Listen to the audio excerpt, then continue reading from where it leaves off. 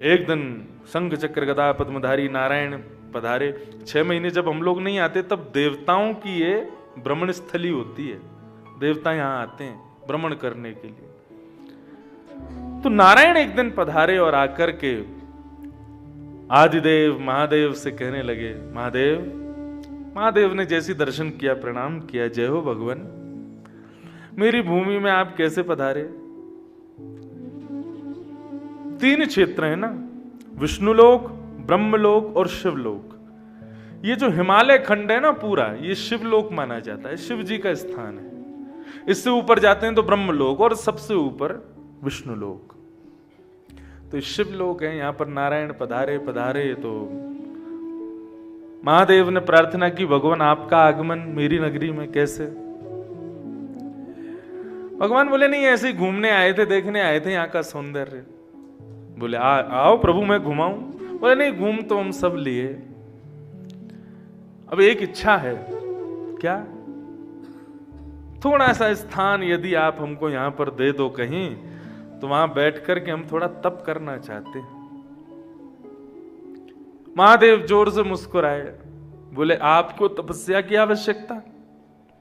आप साक्षात आदिदेव हो, आपकी भ्रगुटी टेढ़ी करने से दुनिया बनती बिगड़ती है, आपको तपस्या की क्या जरूरत है? महादेव ने बात को टाल दिया, बात को समाप्त किया। बोले कि नहीं प्रभु, आपके लिए तपस्या का स्थान नहीं है यहाँ पर। और बातों में मन घुमाने लगे तो फिर लौट करके भगवान आए, बोले नहीं, मुझे यहां स्थान चाहिए, मुझे तप करना है।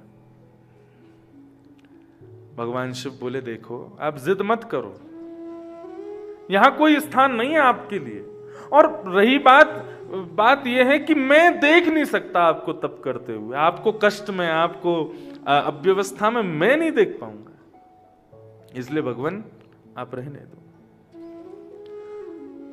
भगवान बोले ऐसे नहीं मानोगे तो हम पे दूसरा तरीका है। बोले आप कोई भी तरीका अपना लो, लेकिन मैं आपको इस भूमि में कोई तप वप नहीं करने दूंगा, आप प्रेम से विराजो, हम सब यहां व्यवस्थित हैं।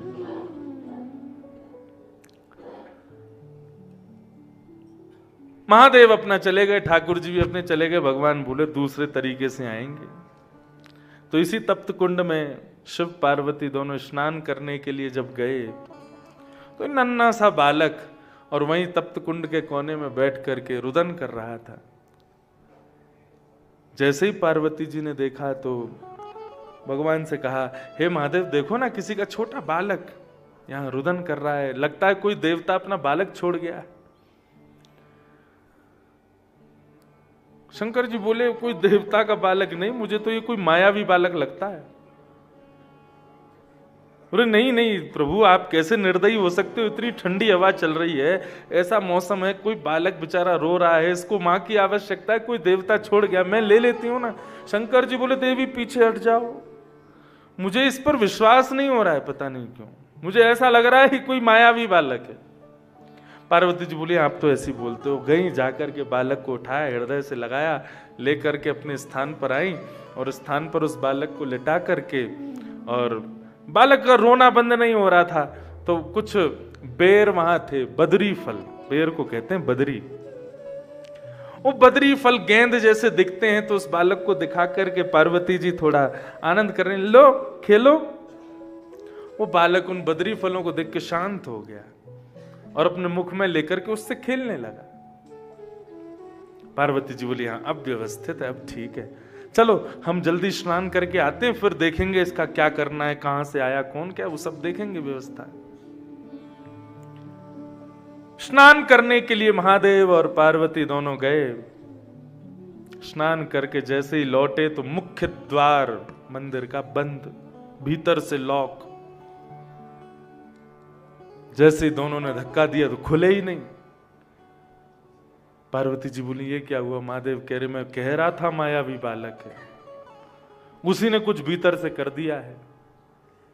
शंकर जी बोले ये ऐसे नहीं खुलेगा, रुको इसको मैं खोलता हूं। जैसे ही तीसरा नेत्र खोला क्रोध में भर करके, और उस तेज पुंज से, नेत्र से निकले हुए तेज से जैसे ही मुख्य द्वार खुला, तो जिस स्थान पर केदारनाथ विराजते थे उस स्थान पर शंख चक्र गदा पद्मधारी श्रीमन नारायण विराज गए और तपस्या की मुद्रा में विराज गए। तपस्या करने बैठ गए ठाकुर जी। महादेव बोले मैंने कहा था ना, मायावी बालक है। मायावी बालक नहीं, माया को जो जन्म दे वो बालक था। अब गया हमारा स्थान हमारे हाथ से, अब ये बैठ गए यहां डट करके, अब नहीं उठेंगे यहां से। शिव पार्वती दोनों गए, जाके प्रणाम किया, बोले भगवान क्यों जिद है आपको तपस्या की? तब भगवान कहते हैं, बोले सतयुग में चलेगा, त्रेता में चलेगा, द्वापर में चलेगा तपस्या का जोर, लेकिन कलयुग में नहीं चलेगा। कलयुग पर लोगों पर इतना समय नहीं होगा कि वे आकर के तप करें, वे थोड़ी अव्यवस्थाएं सहन करें, थोड़ा अपने शरीर को अव्यवस्थाएं दिलावें, उनसे ये सब सहन नहीं होगा। वो अपनी आवश्यकताओं के देखते हुए आविष्कार करते रहेंगे, नई नई चीजें बना बना के अपने शरीर को सुख देते रहेंगे, तप नहीं करेंगे। तो बोले कलयुग में सृष्टि कैसे चलेगी?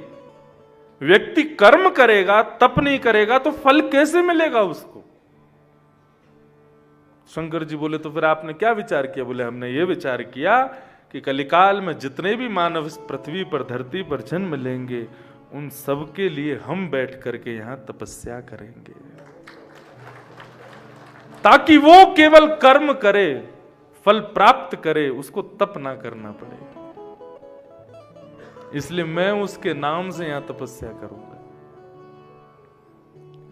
आप जितने यहां आ रहे हो ना, और आ करके यहां पर बद्रीनाथ भगवान के यहां आके, अरे बद्रीनाथ भगवान कहां आके बैठे हो, अरे क्या व्यवस्था, क्या, अरे सब छोड़ो, जाकर के ठाकुर जी के सामने धन्यवाद कहो कि हे प्रभु, आज हम सुख से जी रहे हैं, हम प्रेम से अपने जीवन के भोगों को भोग रहे हैं, हमारे बाल बच्चे जीवन में जो चाहते हैं वो प्राप्त कर रहे हैं।